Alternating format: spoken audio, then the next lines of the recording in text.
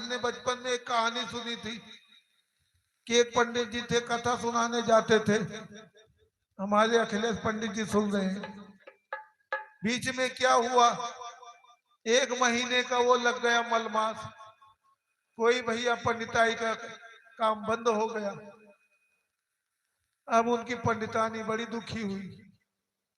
बोले अब 1 महीना कैसे घर गृहस्थी चलेगा। उनके बगल में 2-3 चोर थे भैया। अब रोज चुरा चुरा के लाए और रोज उनके यहाँ पूरी पकवान बने। अब पंडितानी देख देख के रह जाए। हमें तो नमक रोटी मिल रही है, चोर रोज अच्छा अच्छा। एक दिन रहाई से ना हुई, चोरों के पास गई। बोले हे भैया, एक आध दिन पंडित को ले जाओ, जो दे दोगे वही हम ले लेंगे और हमारी औकात नहीं है। चोरों ने कहा ये पंडित का क्या काम है, वहां हम लोग चोरी कर रहे हैं, वहां कोई कथा सुनने जा रहे हैं। इनका कोई भरोसा नहीं, कहीं भी शंख बजाने लगे। पंडितानी ने पंडित को बुलाया। बोले ये दोनों जा रहे हैं, जो कहेंगे वही करना। अब कोई ऐसी चीज मत करना, नहीं तो 2 रोटी मिल रही वो भी तुम्हें नहीं मिलेगी। पंडित जी को लेके गए। अब एक घर को बढ़िया सवाचा अच्छी तरह। अब एक दो तो ऊपर चढ़ने लगे, एक गया पीछे, मिट्टी की दीवार होती थी, सेंध काटने लगा। पंडित जी कह रहे मैं क्या करूं। चोर ने कहा ऐसा करो कि मैं ये मिट्टी खोद रहा हूं, इसको पीछे पछाड़ते जाओ पछाड़ते जाओ। अब पंडित ने सोचा कब तक हाथ से पछाड़ता जाऊंगा। अब गए घर का दरवाजा खटखटाए। अब घर के लोग सो रहे थे।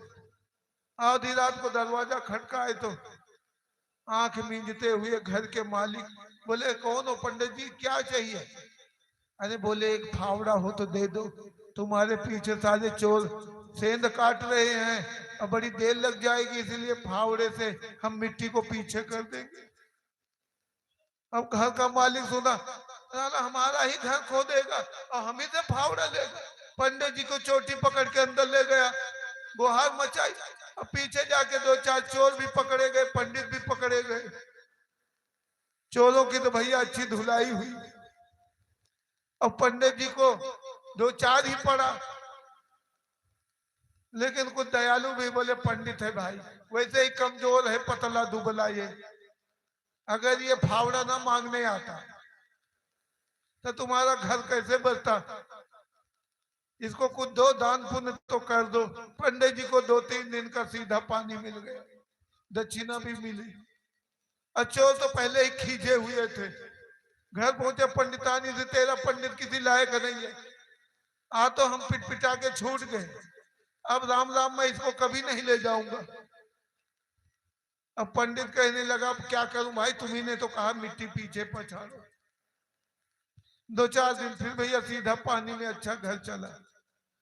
फिर वही हो गया भैया, पेट में आनंद दाना। फिर पंडितानी गई। चोरों ने कहा तुम्हें देख के दया आती, तुम क्यों उसको मेरे साथ भेज देते। बोले मैं अच्छी तरह समझा देती हूँ, अब की कोई फावड़ा उड़ा मांगने मत जाना, ले जाओ एक बार इनको ले जाओ। पंडित जी को दोबारा मौका मिल गया, फिर चोरों के साथ गए। चोर ने कहा इनका बढ़िया ध्यान रखो, इनका कोई भरोसा नहीं। अब ले गए बढ़िया सा पक्का मकान। अब की देखा, अब पक्का देखा, इधर से उधर ढूंढ रहे हैं। चोर ने कहा ऐसा कर, इस पंडित को ऊपर ही चढ़ा दो। वो झुका, पीठ पे चढ़ के पंडित जी ऊपर चढ़ गए। 2-3 और चोर घुसे, तो वो चोर तो इधर कमरे में इधर से उधर ढूंढा ढांडी कर रहे हैं। अब पंडित गए ऊपर के मंजिल में, देखा तो बढ़िया ठाकुर जी, अब बढ़िया बर्फी रखी थी, हाथ की बनी हुई पक्की। अब मुंह में पानी आने लगा। अब इन्होंने कहा कि मिठाई तो रखी है, क्यों ना भोग लगा के अब बढ़िया मिठाई खाई जाए। अब इन्होंने क्या किया, वहीं जल रखा था, भोग लगाया और शंख बजाई जोर से। और जब शंख बजी तो घर के अंदर आवाज आई, ये शंख कहाँ बज रही है। किसी ने कहा कोई पूजा कर रहा हो, अरे ये अपने घर में शंख बज रही देखो। अब भैया वो भागते हुए गए तो देखा पंडित जी बैठे शंख बजा रहे।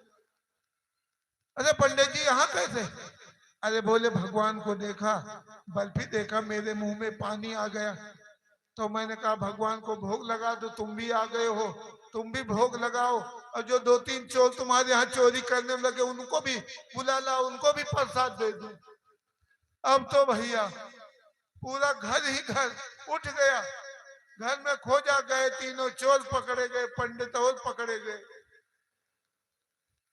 चोरों की अब की तो पूरा कचरा मूल निकाल दिया गया। पंडित जी फिर पिटते पिटते बच गए। बोले पंडित ने भाई बचा दिया, चोरों के साथ आया लेकिन अपनी अच्छाई से इसने हमारा कोई नुकसान नहीं होने दिया। और पंडित जी को फिर दक्षिणा मिली, अब की चोर उनको सैनिक को पकड़ा ही दिया गया।